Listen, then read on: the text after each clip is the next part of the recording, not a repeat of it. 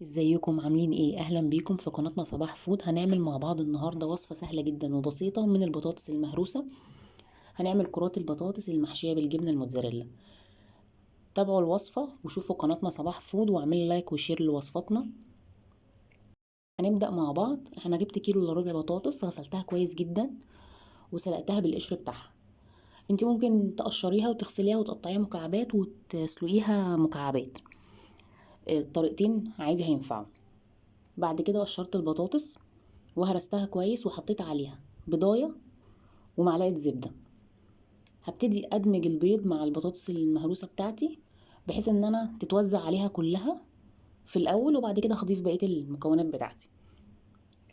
بقلبها كويس. انا عايزه البطاطس تبقى ناعمه قوي وتبقى مهروسه كويس جدا عشان اقدر اشكلها من غير ما يبقى فيها كتل او اي حاجه. زي ما انتم شايفين كده، هقلب البيضه وادمجها في كل كميه البطاطس وكمان معلقه الزبده.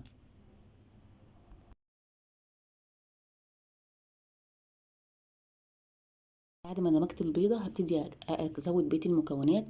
معلقتين كبار نشا مليانين، والتوابل بتاعتي معلقه صغيره فلفل اسمر ومعلقه ملح. الملح ممكن تزودي او تقللي حسب الرغبه. ومعلقه صغيره بصل بودر وتوم بودر، والشطه اختياري. لو انت عايزاها سبايسي هتحطي شطه، مش عايزاها مش هتضيفي الشطه. بعد كده بقى بقلب كل ده وبنعم البطاطس زياده، بدوس على البطاطس اكتر واهرسها اكتر عشان تبقى كلها مفيش فيها كتل وتبقى كلها ناعمه، عشان اعرف اشكلها كور من غير ما يبقى فيها اي كتل. وفي نفس الوقت ابقى دمجت كل التوابل بتاعتي في كل البطاطس.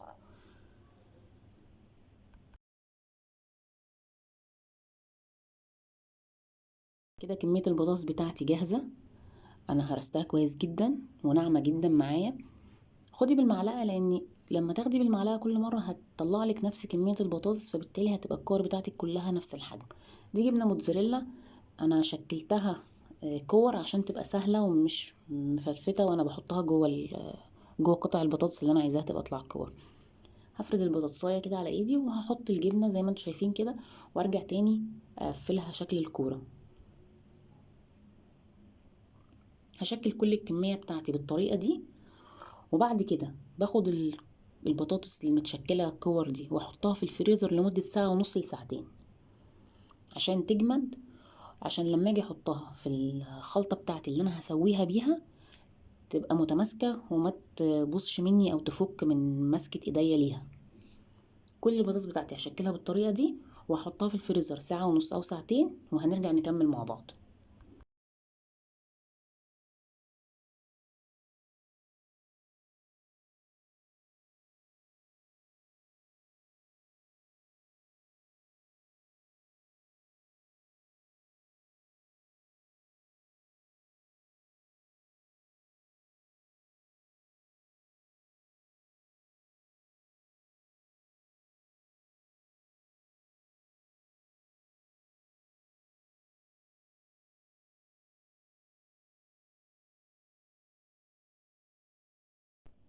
كده دي كمية البطاطس بتاعتي كلها لما خلصت على الفريزر ساعة ونص لساعتين وممكن اكتر. وبعد كده طلعتها.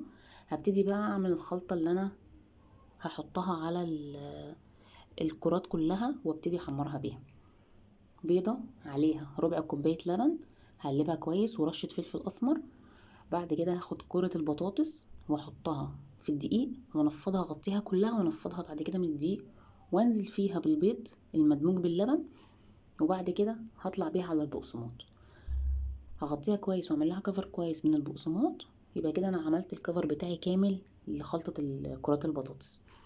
هعمل كل الكمية بتاعتي بنفس الطريقة دي، وهاخد الكمية اللي خلصت واحطها في الفريزر برضو نص ساعة او ساعة، بحيث ان الكفر ده يتماسك برضو ويجمد، عشان لما تنزل الزيت السخن ما يفكش مني.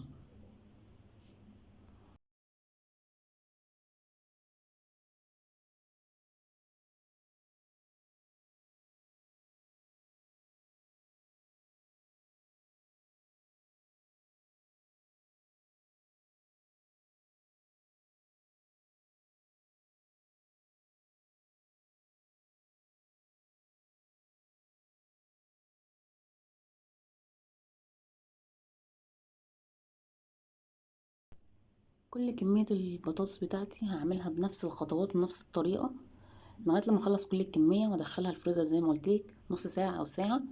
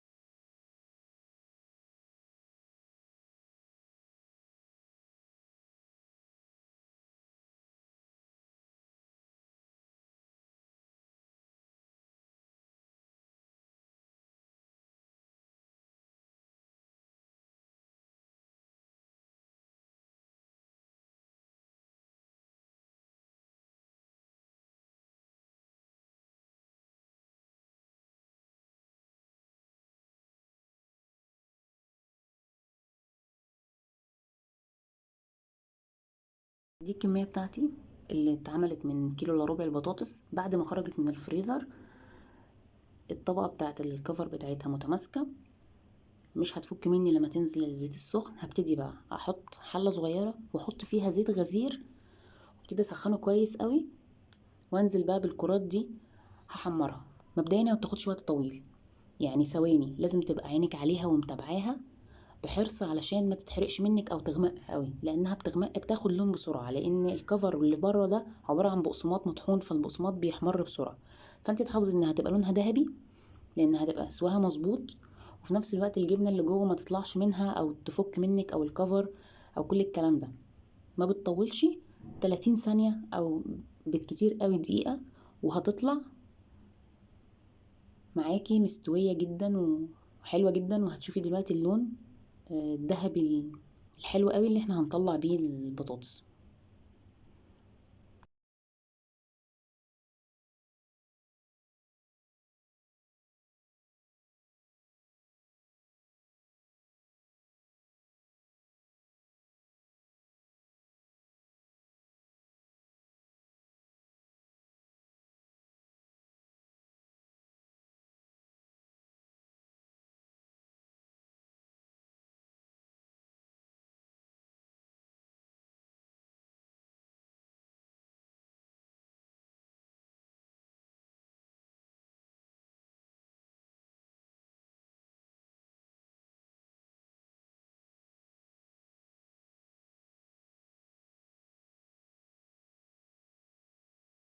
اهو زي ما انتوا شايفين ابتدت تاخد اللون الذهبي. أه هبتدي عناية عليها طول الوقت علشان ما تتحرقش مني.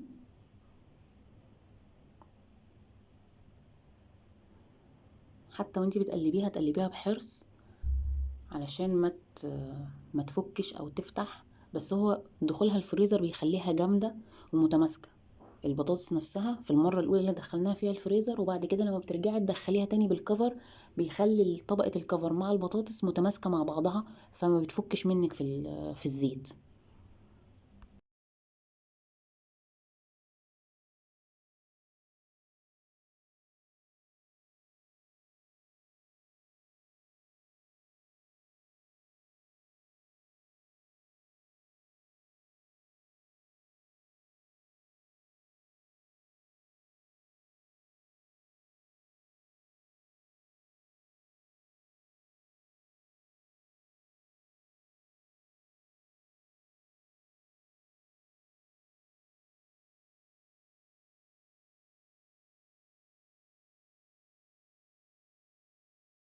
كده خلاص هبتدي اطلع الكمية الأولانية اللي انا حطيتها، لونها ذهبي غامق. ممكن كمان تطلعيها افتح من كده لو انتي حابة، بس هي يعني اللون ده بالنسبة لي كان كويس جدا.